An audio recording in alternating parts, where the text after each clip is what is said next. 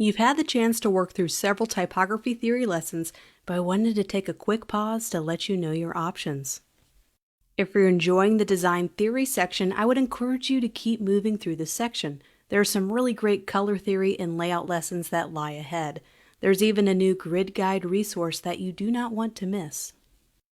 For those students who are feeling a little more eager and you're ready to step into some software and start doing some projects and learn our first software in the course, Adobe Photoshop, those students can feel free at this time to skip to that section of the course.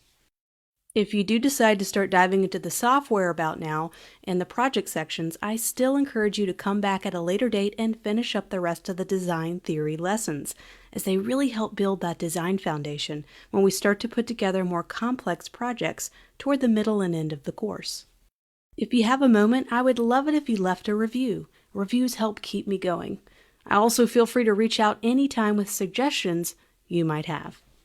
Now that you have your popcorn ready, let's keep going.